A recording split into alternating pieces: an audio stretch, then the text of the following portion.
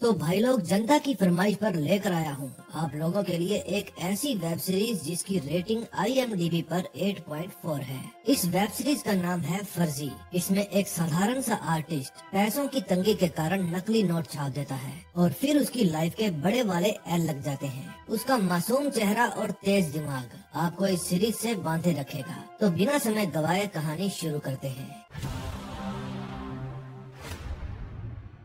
कहानी की शुरुआत में हम देखते हैं कुछ गुंडे सनी को पकड़कर एक घर में लेकर आते हैं और उसे फिरोज के साथ बंद कर देते हैं। ये दोनों बचपन के दोस्त हैं। तभी वहाँ एक आदमी आता है और सनी को 500 का नोट दिखाकर पूछता है, क्या ये तुमने बनाया है? सनी कहता है, हाँ। दरअसल हुआ क्या था वो मैं आपको बताता हूँ। ये शाहिद कपूर जैसा दिखने वाला लड़का सनी है।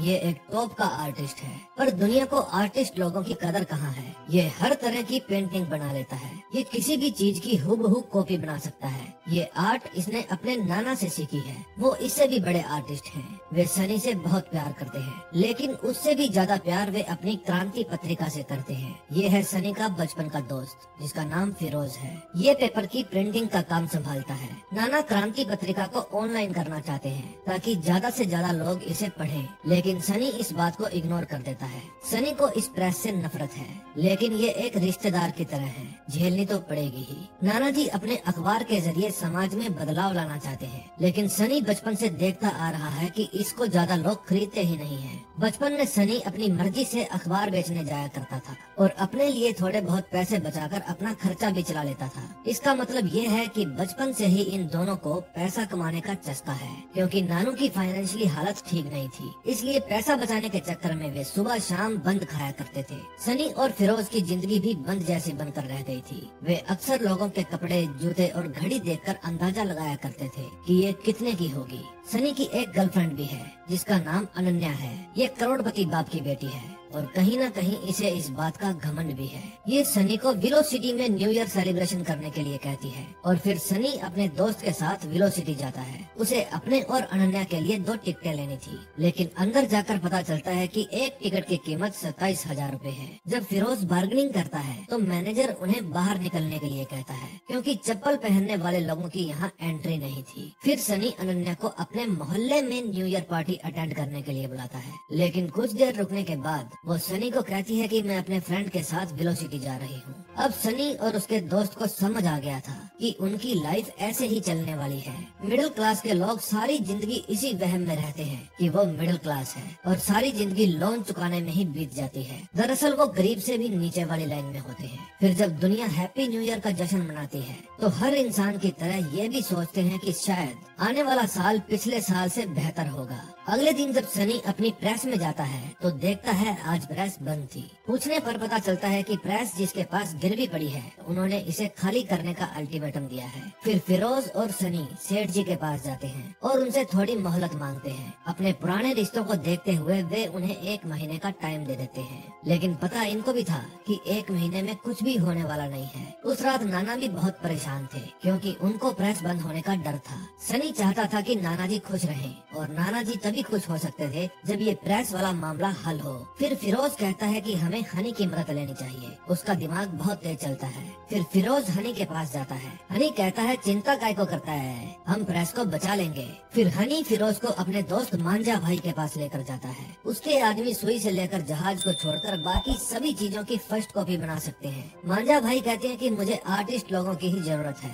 भेज दो दोनों को काम पर। जब फिरोज सनी को जाकर कहता है कि मैंने हम दोनों के लिए नया काम ढूंढा है तो सनी कहता है मोटा पैसा कमाना है तो इसे खुद छापना होगा। ये सुनकर फिरोज की हवा निकल जाती है। फिरोज कहता है कि क्रांति पत्रिका बचानी है, डुबोनी नहीं है। सनी कहता है डिजाइन का एक्सपर्ट मैं हूँ, प्रिंटिंग का एक्सपर्ट तू है और प्रिंटिंग प्रेस हमारे पास ऑलरेडी है। ये नोट भी तो किसी इंसान ने ही छापा होगा, डायरेक्ट पैसा बनाते हैं। फिर ये दोनों प्रेस के ऊपर वाले रूम की सफाई करते हैं। सनी नोट की डिजाइनिंग पर ध्यान देता है जिसमें वो बचपन से ही आउटस्टैंडिंग था। वो नोट पर लिखे एवरी माइक्रो वर्ड्स बड़े ही ध्यान से कॉपी करता है, जो शायद सिंपल आंखों से दिखते भी नहीं है। अब नोट की डिजाइनिंग तो हो गई थी, अब बारी आती है प्रिंटिंग की। प्रिंटिंग के लिए सबसे पहले चाहिए थी मास्टर डाई, जिसको बनाने के लिए पहले कॉपी बनाओ, फिर फिक्सिंग करो, उसके बाद फ्रिक्शन, फिर ट्रीट, फिर बेक, फिर क्लीन और उसके बाद जादू। लेकिन इसका गरीब सा प्रिंटर एक टाइम में एक ही कलर प्रिंट करता था, इसलिए इसलिए नोट को 4 बार प्रिंट करना पड़ता था। Print, clean, change, repeat. फिर बारी आती है नोट कटिंग की और उसके बाद बारी आती है सिक्योरिटी स्ट्रिप की। ये 10 के नोट की स्ट्रिप 500 के नोट में लगाते हैं। फिर बारी आती है रैंडम सीरियल नंबर की। अब इनका फर्जी नोट बनकर तैयार हो गया था। फिर वे इस नोट को चाय वाले पानी में डुबो कर देखते हैं कि कहीं इसके ऊपर कोई धब्बा ना पड़ जाए या कोई इंक वगैरह ना उतर जाए। फिर ये दोनों इस नोट को मार्केट में चलाने के लिए लेकर जाते हैं, लेकिन वो ठेके वाला पहचान जाता है कि ये फर्जी नोट है। फिर ये दोनों अपनी जान बचाकर भागते हैं क्योंकि लोग इनके पीछे पड़ गए थे। ठेके वाले को छोड़कर बाकी को तो पता भी नहीं था कि वे इनके पीछे क्यों भाग रहे हैं। फिर वे अपने बनाए हुए सारे नोट जला देते हैं। सनी कहता है नाना अक्सर कहा करते थे कि आर्ट और कचरे में सिर्फ एक गलती का फर्क होता है और सनी को वही गलती सुधारनी थी। वो कहता है कि मैं इससे भी बेटर नोट बनाऊंगा। ये है मंसूर भाई। मार्केट में इनके बनाए 2000 के नकली नोट ऑलरेडी चल रहे थे। नेपाल में इन्होंने अपना एक अड्डा बनाया हुआ था। ये है माइकल, ये एक पुलिस वाला है। फिलहाल ये अपनी टीम को लेकर नेपाल में मंसूर को पकड़ने आया है। इसके साथ नेपाल की लोकल पुलिस भी थी।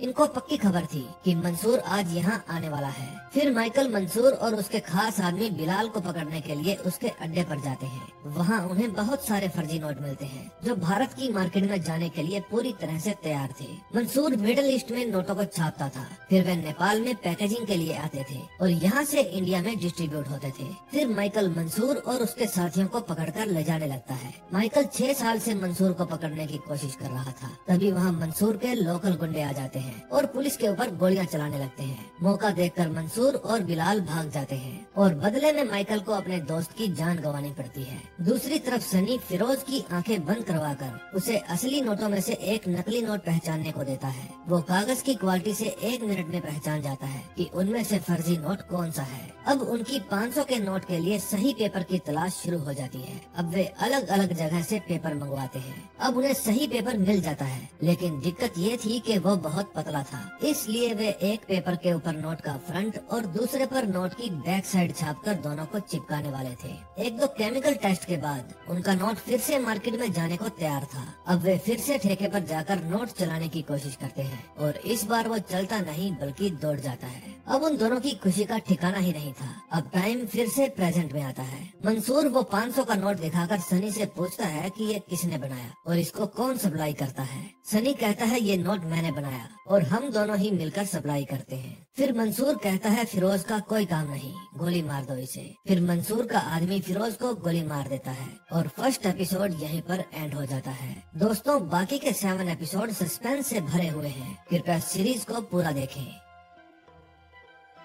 सेकंड एपिसोड में हमें दिखाया जाता है कि सनी का बाप चोर था। वो कभी इस शहर तो कभी उस शहर, बस शहर बदलता रहता था। एक दिन वो सनी को कहता है कि मैं तुम्हें तुम्हारे नाना के पास छोड़कर आ रहा हूँ और फिर वो सनी को ट्रेन में छोड़कर भाग जाता है। जब सनी उठता है तो अपने पापा को बहुत ढूंढता है, लेकिन उसके पापा कहीं नहीं मिलते। फिर वो स्टेशन पर भी अपने पापा का इंतजार करता है और जमीन पर एक ड्राइंग बनाता है ताकि उसके पापा उस ड्राइंग को देखकर समझ जाएं कि उसका बेटा यहीं कहीं है, लेकिन उसका बाप नहीं आता। तभी उसकी लाइफ में एंट्री होती है फिरोज की, जो बेघर था। फिरोज का बाप भी उसे छोड़कर भाग गया था। फिर सनी ड्राइंग बनाता है और फिरोज लोगों से पैसे मांगता है। तभी से ये दोनों इकट्ठा रहने लगे थे। ये स्टेशन ही अब इनका घर बन गया था। सनी को तो पता भी नहीं था कि उसका बाप चलती ट्रेन से कूदकर मर गया है।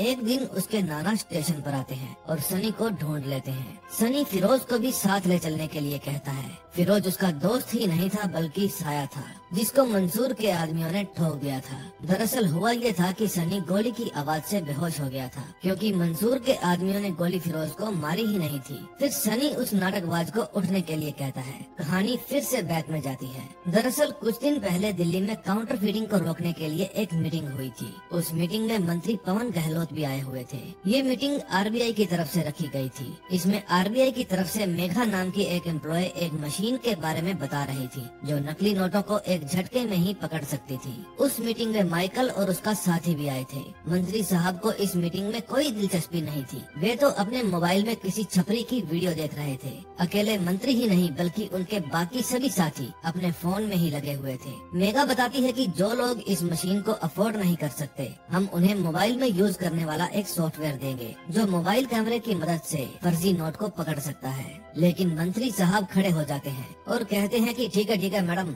हम विचार करेंगे। फिर माइकल गहलोत के पास जाता है। गहलोत कहता है कि तुमने काठमांडू में क्या रायता फैलाया है। माइकल कहता है सर, नकली नोट फैलाने वालों को पकड़ने के लिए मुझे पता नहीं कितने डिपार्टमेंट में जाना पड़ता है, लेकिन कोई भी डिपार्टमेंट हेल्प करने को राजी ही नहीं है। सर प्लीज मुझे एक डेडिकेटेड टीम चाहिए। गहलोत कहता है कि काउंटर फीडिंग के अलावा भी देश में बहुत सारी समस्याएं हैं। फिर माइकल कहता है कि टेररिस्ट से लेकर इकोनॉमी तक हर काम काउंटर फीडिंग से लिंक्ड है।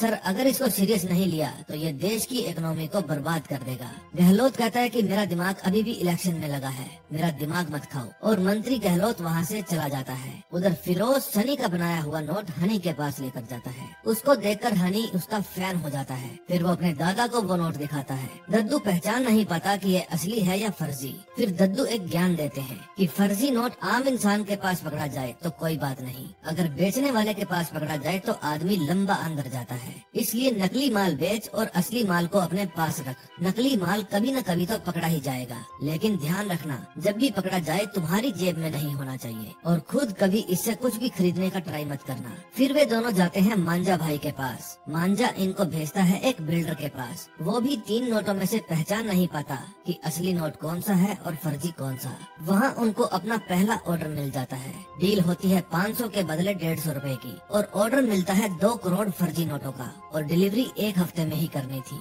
150 में से 10% हनी के थे और 10% मांझा भाई के। अब टेंशन ये थी कि 10 लाख छापने में तो इनको कई दिन लग गए थे। अब ये इतनी सारी इंक, प्रिंटर और पेपर कहाँ से लाएंगे, और 1 हफ्ते में 2 करोड़ कैसे बनाएंगे। पैसा बनाने के लिए भी तो पैसा चाहिए था, अब वो कहाँ से आएगा। माइकल को आदत थी कि अक्सर रात को टल्ली होकर दूसरों का दिमाग खाया करता था, इसलिए रात को कोई भी उसका फोन नहीं उठाता था। फिर वो गहलोत को भी फोन करता है, लेकिन वो भी फोन काट देता है। फिर वो गहलोत की अभद्र तस्वीरें उसके पास भेजता है। गहलोत का फोन आता है और गुस्से में कहता है क्यों बार बार वही फोटो भेजकर मेरी नाक में दम कर रखा है। अभी की अभी फोटो डिलीट कर, वरना औकात में ला दूंगा। माइकल कहता है सर, मैंने आपको क्राइम ब्रांच से कितनी बार बचाया। Cotton factory case, hit and run case, साले का स्कैम, कितनी बार तो मैंने आपको बचाया। फिर वो नशे में गहलोत को 3-4 गालियां दे देता है और फोन कट कर देता है। अगले दिन चाचा सनी से पूछते हैं कि तू क्या खिचड़ी पका रहा है। फिर सनी चाचा को कहता है कि प्रेस को बचाने का कोई और तरीका नहीं है। चाचा कहता है दिमाग खराब हो गया है तेरा।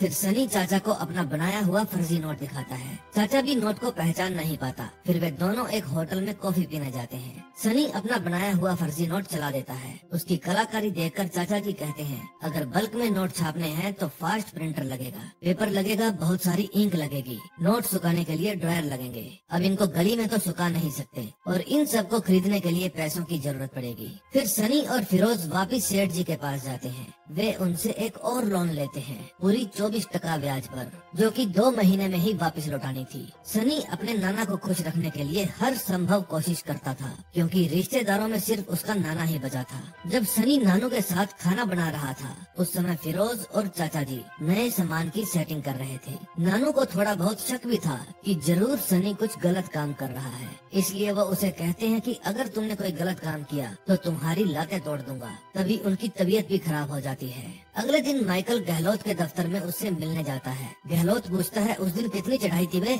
माइकल कहता है क्या हुआ सर? गहलोत कहता है साले फोन करके मुझे गालियां दे रहा था, तेरा तो एनकाउंटर कराऊंगा, तब तुझे याद आएगा कि क्या हुआ था। माइकल कहता है सर फोन मेरी पीछे वाली जेब में था, शायद अपने आप चल गया होगा। फिर गहलोत कहता है तो तेरे बम ने ही मुझे फोटो भी व्हाट्सएप कर दी होगी। फिर माइकल कहता है सर आप मुझे थप्पड़ मारो, अभी की अभी एक थप्पड़ मारो। फिर गहलोत हाथ जोड़कर कहता है माइकल जी आपको क्या चाहिए? माइकल कहता है सर काउंटर फिटिंग को रोकने के लिए मुझे खुद की टीम चाहिए। अगर मिशन सक्सेसफुल हुआ तो अगला इलेक्शन आपकी जेब में, अखबार के फ्रंट पेज पर आपकी बड़ी सी फोटो आएगी। उधर फिरोज नोटों के लिए पेपर ऑर्डर करता है। डीलर कहता है कि ये पेपर रिस्ट्रिक्टेड है, अगर पेपर चाहिए तो नाम, पता, आधार कार्ड और GST नंबर सब कुछ बताओ। फिर फिरोज उसे रिश्वत ऑफर करता है, लेकिन वो ऑफिसर उस पर गुस्सा हो जाता है। फिर ये रात को हनी के फंटर लोगों को लेकर उस गोडाउन में चोरी करने जाते हैं और वहाँ से कई तरह के पेपर चुराते हैं, ताकि किसी को शक न हो कि सिर्फ एक ही तरह का माल चुराया गया है। अब प्रेस फटाफट माल छापने के लिए चालू हो जाती है।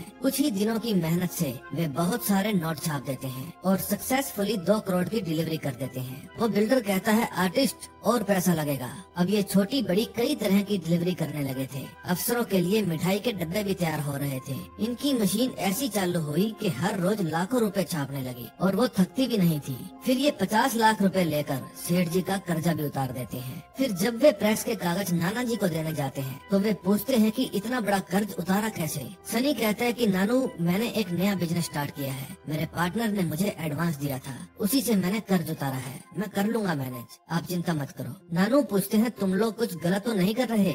सनी कहता है फिरोज की कसम नानू, कुछ गलत नहीं है। फिर अगले दिन सनी अनन्या को मिलने के लिए वेलोसिटी बुलाता है। डिनर करने के बाद सनी फर्जी नोटों से बिल चुकाता है। उसके बाहर जाते ही मेघा होटल में आती है। खाना खाने के बाद वो अपना बिल कैश में पे करती है। फिर वेटर उसे छुट्टे रुपए ला कर देता है जिसमें 500 के नोट भी थे। मेघा आरबीआई में थी, इसलिए एक झटके में वो नकली नोट को पहचान जाती है। फिर वो होटल में जितने भी फर्जी 500 के नोट थे उनसे सब ले लेती है। रात को माइकल के पास गहलोत का फोन आता है। गहलोत कहता है कि तुम्हें जो कुछ चाहिए मैं दूंगा और मुझे जो चाहिए मुझे दो। माइकल कहता है सर आप मुझे टीम दो जिसमें हर डिपार्टमेंट से एक रिप्रेजेंटेटिव हो, मैं आपको मोटे मोटे अक्षरों वाला फ्रंट भेज दूंगा। उधर चाचा सनी को कहते हैं कि अब ये प्रेस तो हम छुड़वा चुके, हमें नकली नोट छापने बंद करने होंगे। सनी कहता है कि इन लोगों की सैलरी भरते भरते हम फिर से माइनस में आ जाएंगे, अब थोड़ा माल खुद के लिए भी छाप लेते हैं। चाचा का दिल नहीं मान रहा था लेकिन वे दोनों मिलकर चाचा को समझाते हैं। चाचा जी कहते हैं कि बस आखिरी बार। उधर मेघा उस नकली नोट को लेकर ऑफिस जाती है और अपनी मशीन में चेक करती है। मशीन इस नोट को पकड़ ही नहीं पाती। फिर वो उस नोट को बारीकी से चेक करती है। वो नोट हर टेस्ट में पास हो जाता है। फिर उसे पता चलता है कि ये सैंडविच नोट है, यानी 2 पेपर्स को सैंडविच की तरह जोड़ा गया है। जो भी लोग इसे बना रहे हैं वे छोटे दर्जे पर काम करने वाले लोकल प्रेस वाले हैं। उधर माइकल अपने साथी को बुलाता है और कहता है कि कल तुम सभी डिपार्टमेंट में से एक एक बंदा चुनोगे, आरबीआई से भी। अब काम करने का मजा आएगा। उधर क्रांति पत्रिका के सभी लोगों के चले जाने के बाद प्रेस फिर से चालू हो जाती है। ये दिन रात मेहनत करके भारत की इकोनॉमी को झटका दे रहे थे, ये सोचे बिना कि ये कभी भी पकड़े नहीं जाएंगे। 3rd एपिसोड में हम देखते हैं माइकल अपनी टीम को बता रहा था कि 2000 के नोट मिडिल ईस्ट में छपते हैं। उसके बाद उनको पड़ोसी मुल्क में लाया जाता है, चाहे नेपाल हो, बांग्लादेश हो या हमारा प्यारा पड़ोसी पाकिस्तान। वहाँ उनकी अच्छे से पैकेजिंग होती है और फिर इनको एक्सपोर्ट प्रोडक्ट्स के रूप में चाहे टेक्सटाइल हो या इलेक्ट्रॉनिक प्रोडक्ट्स इंडिया में एंट्री कराई जाती है। सारा रुपया एक साथ नहीं आता बल्कि छोटे छोटे हिस्सों में आता है। चाहे नोट कितनी भी कलाकारी से बनाया हो, अगर मार्केट में डिस्ट्रीब्यूट नहीं हुआ तो वो यूजलेस है। और इंडिया में आने के बाद ये नोट हर छोटे बड़े बिजनेस और बैंक में फैल जाते हैं। बस इसी को रोकने के लिए हम सब यहाँ इकट्ठे हुए हैं और इस काउंटर फीडिंग के पीछे इस इंसान का हाथ है। ये कभी कभी इंडिया आता है लेकिन कब आता है किसी को नहीं पता चलता। ये है बिलाल, ये इसका मेन डिस्ट्रीब्यूटर है। हमें इन दोनों को ही पकड़ना है। अगले सीन में हम देखते हैं कि मेघा अपने सर से इन नकली नोटों की इन्वेस्टिगेशन करने के लिए परमिशन मांगती है, लेकिन उसके सर कहते हैं कि ये हमारा काम नहीं है, पुलिस का काम है। गो। अब वही बिल्डर मांझा भाई के पास फोन करके एक बड़ा ऑर्डर देता है और 10% अपना भी कमीशन मांगता है। उधर माइकल दफ्तर में जाकर जो काठमांडू से नकली नोट पकड़े थे उनमें से कुछ रुपए निकलवाता है। अफसर के पूछने पर वो बताता है कि चेकिंग के लिए जा रहे हैं, 6 महीने में वापस आएंगे। फिर वो उन नोटों से 2 iPhone 14 खरीदता है, एक अपने 6 साल के बेटे के लिए, दूसरा अपने साथी शेखर के लिए। जब शेखर थैंक यू कहता है तो माइकल कहता है तू भी मेरे जैसा बेशर्म है, फर्जी नोट से iPhone खरीदा और तू एक बार मना नहीं किया। उधर सनी और फिरोज एक बार में बिल्डर से जाकर मिलते हैं। बिल्डर उनको अंदर ले जाता है क्योंकि अंदर बैठा था गुजरात से आया हुआ केसरी भाई जोशी जो कि एक MLA था। वो सनी को 20 करोड़ फर्जी नोट का ऑर्डर देता है। ये फोन पर बात नहीं करता था इसलिए ये खुद ऑर्डर देने के लिए आया है। वो बिल्डर कहता है कि ये डिलीवरी तुम लोगों को ही करनी है, वो भी गुजरात में 2 हफ्ते के अंदर अंदर। चाचा फिर इनको फटकार लगाते हैं कि मैंने कहा था आखिरी बार, लेकिन तुम फिर से एक बड़ा ऑर्डर पकड़ लाए। अब समस्या और भी थी, इनके पास पेपर नहीं था और बार बार चोरी भी नहीं की जा सकती थी। इसके लिए उन्हें कुछ और जुगाड़ करना था। दूसरी तरफ माइकल अपने बेटे की बर्थडे पार्टी पर जाता है और उसे iPhone गिफ्ट करता है। वो अपनी मम्मी के साथ रहा करता था क्योंकि माइकल और उसकी बीवी अलग रहते थे और इनका तलाक के लिए केस भी चल रहा था। अब हर डिपार्टमेंट की तरह RBI में भी CCRTF की तरफ से नोटिफिकेशन आता है कि उन्हें काउंटर फीडिंग की टीम के लिए एक ऑफिसर चाहिए। फिर मेघा अपने बॉस को जाकर कहती है प्लीज प्लीज आप मेरा नाम सजेस्ट कीजिए। वो मान जाता है। उधर फिरोज और चाचा कहीं से क्रांतिकारी गूंगे बूढ़े को पकड़ कर लाते हैं जो कुछ टाइम में लुढ़कने वाला था। वे उसके नाम से आईडी बनवाते हैं और एक कंपनी का रजिस्ट्रेशन करवाते हैं। फिर इस कंपनी में फोन उठाने के लिए एक ऑपरेटर भी रख लेते हैं। ये कंपनी उन्होंने रिस्ट्रिक्टेड पेपर खरीदने के लिए बनवाई थी। अब इनके पास नाम, एड्रेस और जीएसटी नंबर के साथ साथ लुढ़कने वाले बूढ़े का आधार कार्ड भी था। फिर फिरोज और हनी बॉलीवुड डायरेक्टरी के लिए पेपर लेने जाते हैं। उन्हें पेपर मिल जाता है। उधर मेघा माइकल से जाकर मिलती है। माइकल पूछता है कि तुम ये जॉब क्यों करना चाहती हो। वो कहती है देश की सेवा के लिए। मेरे पास प्रिंटिंग टेक्नोलॉजी में मास्टर डिग्री है और मेरे पास सॉफ्टवेयर और मशीन भी है जिस पर मैंने खुद काम किया है। फिर वे उसे एक 2000 का नोट देते हैं। मेघा का सॉफ्टवेयर बता देता है कि ये फर्जी नोट है। फिर माइकल उसे अपनी टीम में शामिल कर लेता है। अब मेघा के पास करने को कुछ भी नहीं था। फिर वो अपने बैग से 500 का नोट निकालती है और वो नोट माइकल को दिखाने के लिए जाती है। वो कहती है कि ये बंदा नया है, इसे रोकना पड़ेगा वरना ये रुकेगा नहीं। मैंने जिस रेस्टोरेंट में से इस नोट को लिया है उसके आसपास के सभी प्रेस की लिस्ट बनाई है। लेकिन माइकल उसे रोक देता है और कहता है कि हमारा सिर्फ एक ही गोल है, मंसूर। फिर माइकल शेखर के साथ बाहर चला जाता है। उसके बाहर जाते ही मेघा ओवर स्मार्ट बनती है। वो पेपर पर माइकल की स्टैंप लगा लेती है और उस इलाके के पुलिस स्टेशन में पहुंच जाती है। शिंदे कहता है कि मुझे बड़े साहब से परमिशन लेनी होगी। मेघा कहती है कि हमें रेड थोड़ी डालनी है, हम तो चेकिंग के लिए जा रहे हैं। हर प्रेस में 2 मिनट लगेंगे और आधे घंटे में हम वापस आ जाएंगे। शिंदे को ना चाहते हुए भी उसके साथ जाना पड़ता है। वे सभी प्रेस चेक करते हैं, उनको कुछ नहीं मिलता।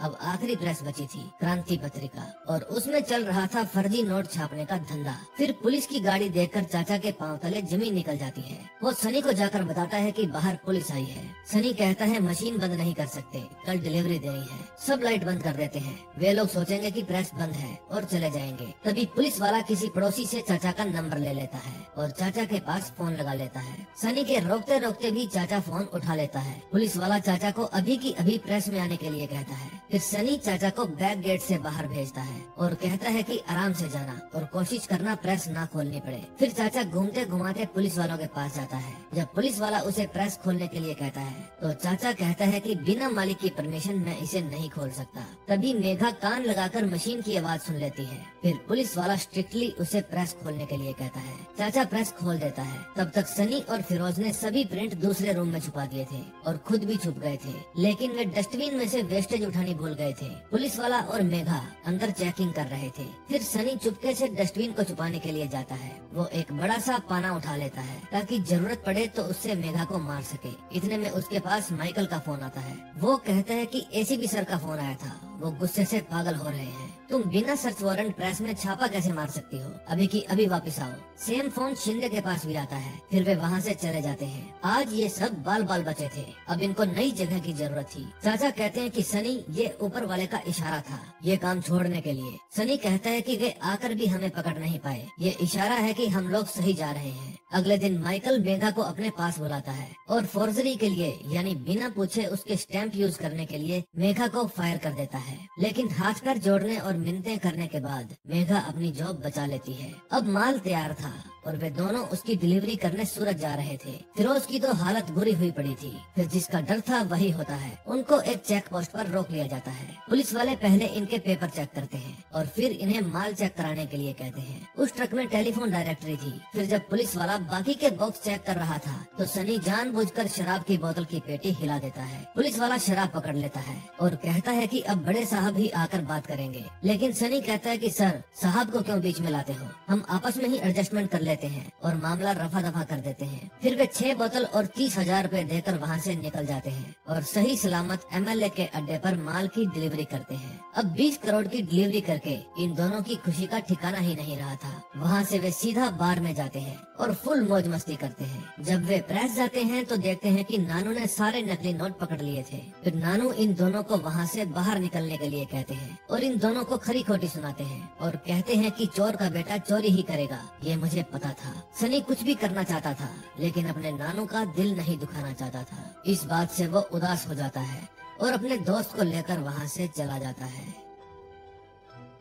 4th एपिसोड में हम देखते हैं कि मंत्री पवन गहलोत धन रक्षक एप्लीकेशन को लॉन्च करते हैं ताकि छोटे बड़े व्यापारी नकली नोटों से सावधान रह सकें। अब सनी फिर से अपनी पेंटिंग वाली लाइन में आ जाता है। चाचा उससे मिलने आते हैं और कहते हैं कि हफ्ते में 1-2 बार आकर माफी मांगता रहे, नानू मान जाएंगे। सनी कहता है कि नानू का दिल टूटा है, इसका मुझे दुख है, लेकिन जो काम हमने किया उसके लिए मुझे गिल्टी फील नहीं हो रही। फिर जब चाचा प्रेस में जाते हैं तो उन्हें वहाँ पर नानू नहीं मिलते। फिर वो उनको घर पर भी देखने जाते हैं, लेकिन नानू वहाँ भी नहीं थे। अब सब लोगों को उनकी टेंशन हो जाती है। फिर सनी और फिरोज थाने में रपट दिखवाने जाते हैं, लेकिन कोई उनकी रपट नहीं लिखता। फिर वे दोनों जबरदस्ती एसीपी के रूम में घुस जाते हैं और उनसे बदतमीजी से बात करते हैं। फिर एसीपी उनको हवालात में बंद करवा देता है, लेकिन देर रात चाचा आकर उनकी जमानत करवा लेते हैं और बताते हैं कि नानू मेमोरी लॉस के कारण घर का रास्ता भूल गए थे, लेकिन अभी मिल गए हैं। फिर सनी उनका हालचाल पूछने के लिए घर जाता है। अब नानू ने उसे माफ कर दिया था।